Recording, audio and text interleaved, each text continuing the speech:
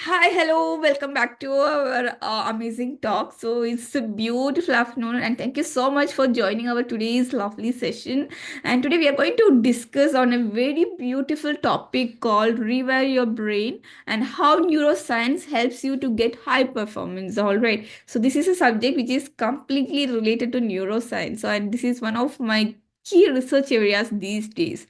And have you come across people whom you've seen to be successful? And if all of a sudden you think about yourself, even if we are so much of qualified, we feel like we are not successful in any areas of your life, be it your health or your wealth or relationships or even your health part. We feel this kind of blocks, right? So let us quickly see how we can overcome these blocks with neuroscience. And do you know what is neuroscience? It's a beautiful area which combines the three areas basically. The first one is neuroscience, the second one is psychology, where we get deeply into ourselves. The third one is technology. Okay, so this is a three pillar science area where you will see remarkable results once you start to like understand the techniques, the tools that we are going to introduce in this area so that you gear up in your success path. Okay. So now coming to the three areas. So you might have seen people, some people are more successful, some people are not, and we feel all of a sudden analyzing ourselves, am I successful in my area or not? Okay. So this thing, no, this craving of becoming success is there in everybody's genes, all right. But due to our surroundings, our societal influences, we may be pulled back. Sometimes we also get depressed, right? We have seen our females, and now it's day one of our Ramadan. It's a beautiful day, and Alhamdulillah, you are here listening to our session. This amazing session. This is something kind of like bonding. So when every time I say to my clients who are my members as well, family members as well, I consider them as the same. I tell to them whenever you are in the session, be open to receive, be friendly. It's kind of like a bonding with sister. So it's a sister kind of bonding that is happening here. Okay. So you can share your things, your feelings, your thoughts, everything here. All right. So let us get quickly into our topic. So basically, the thing is like, let me quickly introduce you myself. You, whoever is new here, let me quickly introduce myself. My name is Farzana Pasha Jahangeer, a neuro mindset coach and a cloud engineer, both by profession and passion. And I focus on empowering people who have got limiting beliefs so that they gear up in their path to success in their life journey. All right. So today we are going to cover three steps to rewire your brain. The first one is like, let us, before that, let me tell you a quick story. So this story started already when our TVs, like the televisions came into effect, when televisions were introduced. Those days we were so curious, like it's not in my generation, I believe it's maybe in my parents' generation it would be. So we have seen people listening to like televisions, they get curious, and whenever this kind of, there were so many shows were happening in TVs, right? Still nowadays it's happening. And what you can see in those shows is like the people are getting like there were shows where the people our moms, our females, they sit like around at 7 p.m. in the evening sharp, they come and sit, they watch the serials. Those things were very popular those days, serials.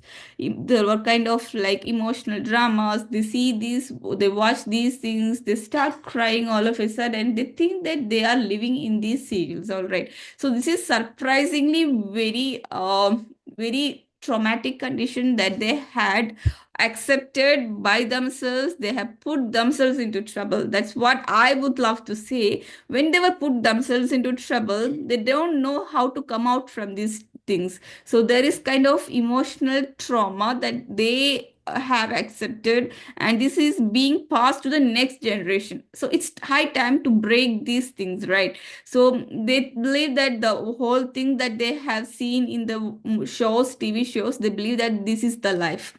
They have concluded that this is the life. And you might have seen your parents all the time crying. They get emotionally sick whenever we talk to them any kind of conversation. They feel like they are emotionally backward. They start tears coming out of their eyes.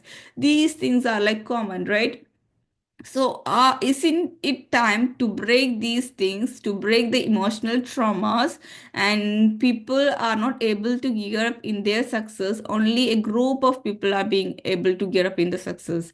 So, here, what we are doing in a program, we are going to reprogram their subconscious minds, and where they are having limiting beliefs, we are going to break those limiting beliefs. We are putting so many other fun filled things here, and we will be gearing them up, inshallah. So that's our primary focus, and you are on the right track. You are here. So the first like, if you might have seen three types of people. The first sets of people are like, they do have dreams, but then they fail to start. Okay, so they think like, I have my dreams, I have my plans, but then they will think like, I will start tomorrow, or I will start after 1 hour, or I will start after a day.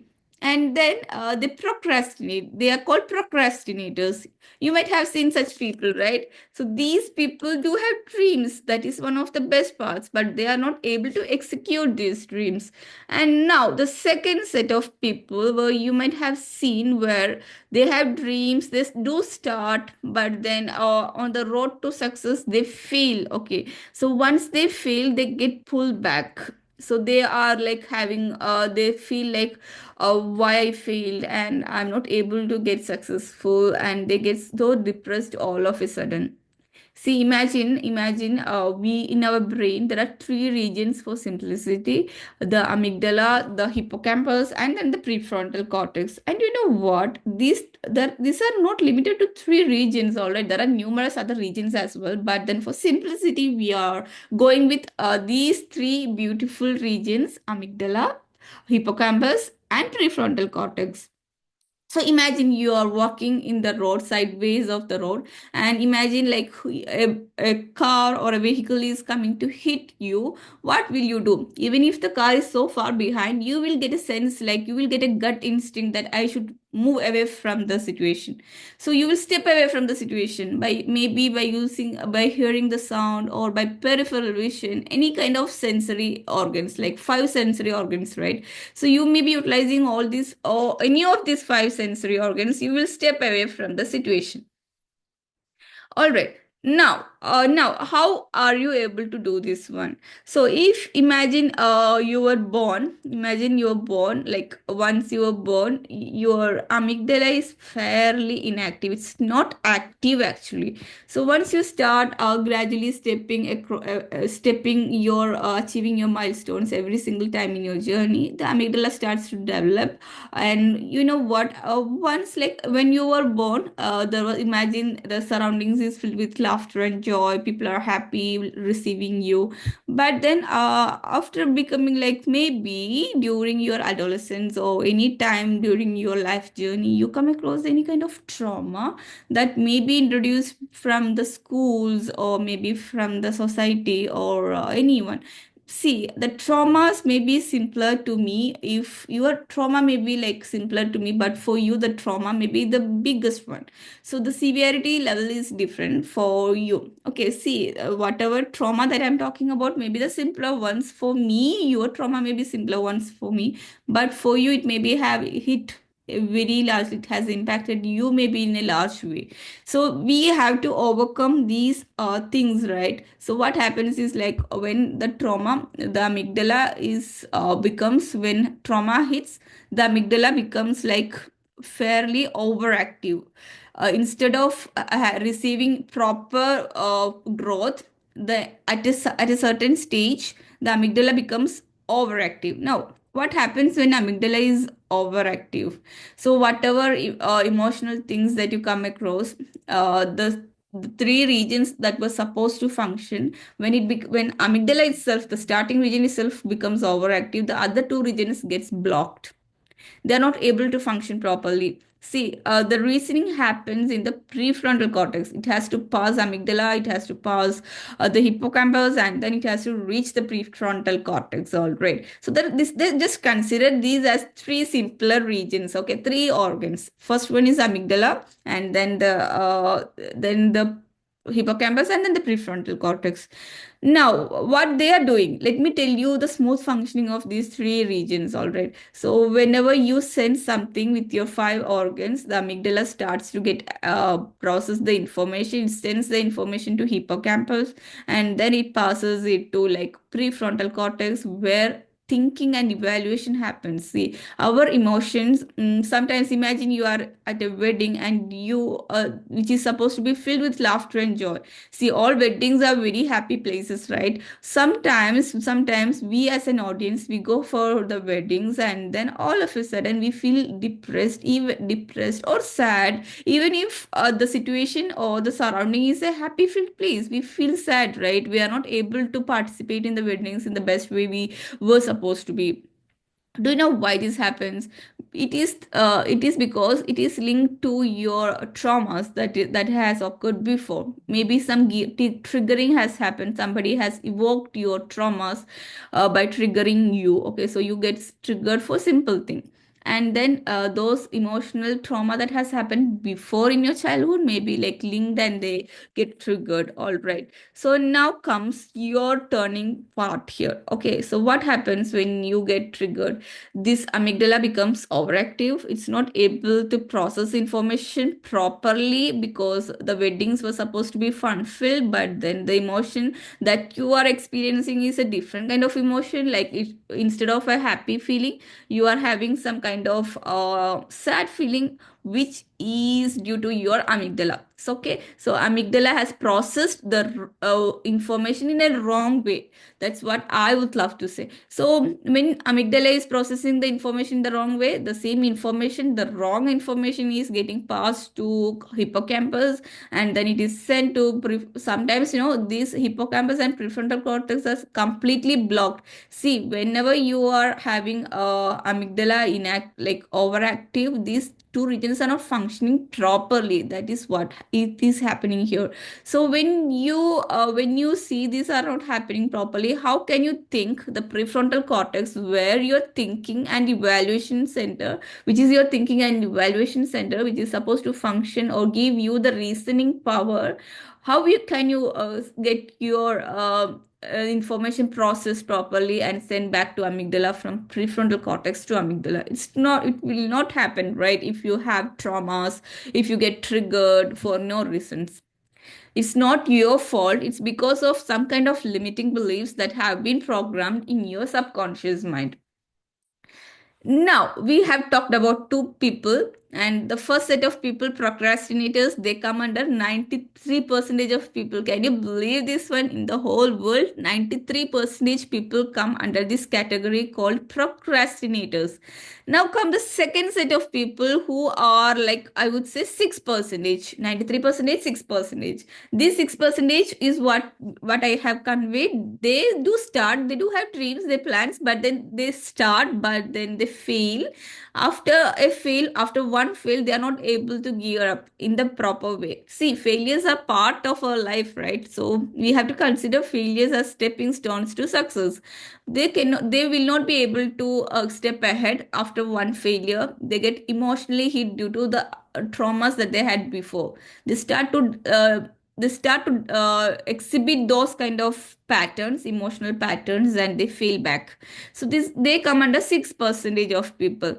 So imagine you are going for a buffet party, and you see like different kind of buffet arranged there, and you are thinking to complete every single thing. But then what we do normally, we grab all the starters. There are starters, there is main course, everything, and then and the buffet is filled with different delicious kinds of like courses, all right, different delicious menus. Okay, so we think that we will start with starter, we will finish it with the main course, everything, but then all, like, we start with the starters, we fill our tummy with the starters, and what happens sometimes, no, we cannot even start with the main course as well. So this is kind of like very hilarious, right? So we are not able to start with the main course. We grab all the starters, we fill it. So this is because we don't have much plan what to do ahead, and these people come under this 6%. Okay, so they are not able to complete the whole course of the journey. All right.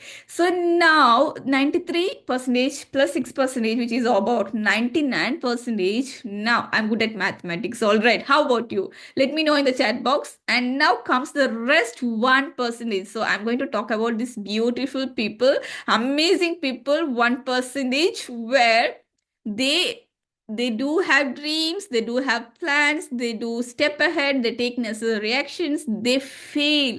This is one of the key part of their story. Okay, they fail and then they step ahead with these failures. All right, so once they fail, what they will do is like this: they get the sit back, they analyze why did they fail, they take necessary further actions, they may be modifying their actions, and then they gear up. Okay, so these people, these gems are called champions. So this 1% are called champions. And now I'm going to ask you, are you in this 1%? Let me know in the chat box. If yes, type I am a champion.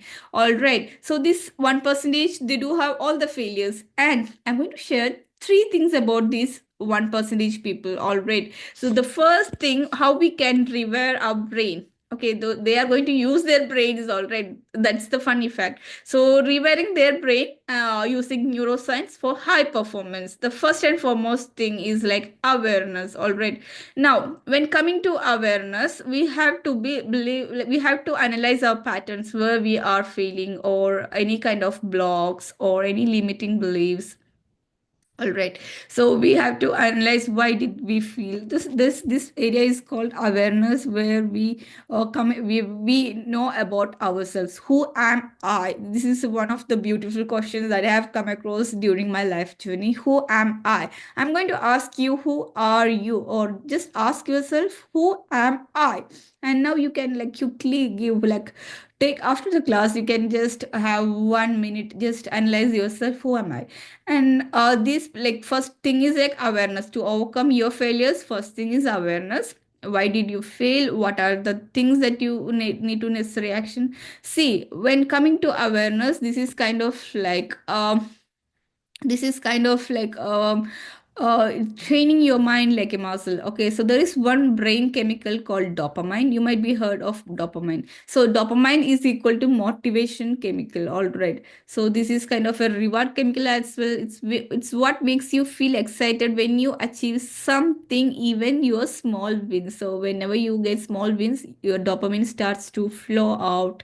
And how to hack dopamine? Now comes the most important question: how to act, or how to hack dopamine. You might have come across neuro hacking, or hacking, like computer hacks, everything, right? Now we are going to hack ourselves. So set micro goals.